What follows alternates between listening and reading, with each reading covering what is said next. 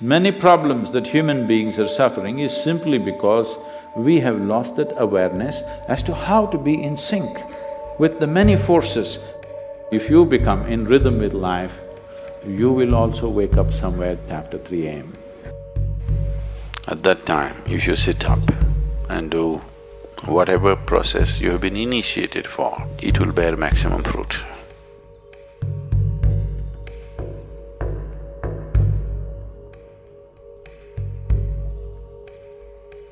In the way the planet is spinning and what is happening, something very fundamental changes somewhere between 3:20 to 3:40. This is called Brahma Muhurtam. This is relevant only up to 33 degrees latitude. Your system, human system, functions in a certain way. It is a possibility. So, there has been an awareness about making use of this possibility. Your life is a product of many things that we call as the universe, many things that we call as existence. So we are a consequence of a certain phenomenal happening that we call as cosmos. We are not an individual existence. So when you get in sync, certain things will happen. You know, there's a cicadas in where we are in Tennessee, the US ashram, they wake up once in 17 years. Can you beat it? They know it is 17 years and they come awake and they breathe and they go back to sleep. They're keeping time once in 17 years, no alarm bell anywhere. Well, how is this? I'm saying they're in sync with nature. We have lost sync within nature and we think that is our nature. No. All the many ailments, many problems that human beings are suffering is simply because we have lost that awareness as to how to be in sync with the many forces which are making us who we are.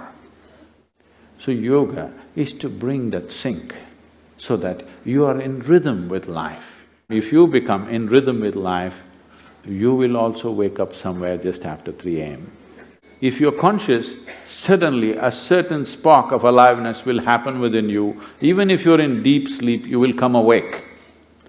This must happen to you. This means you're falling in sync with it.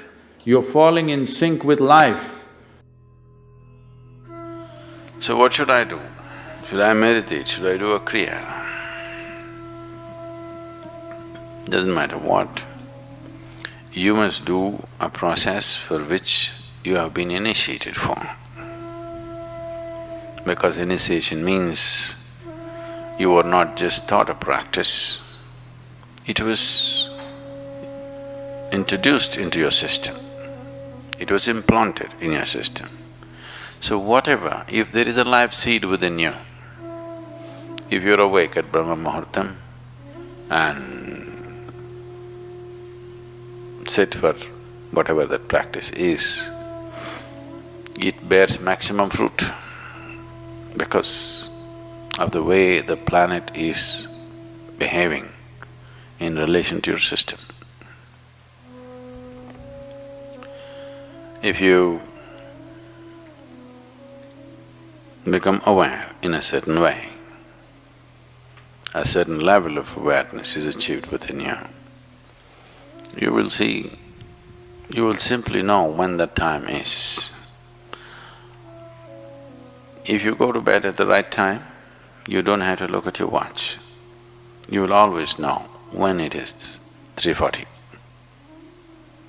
because the body will behave in a different way.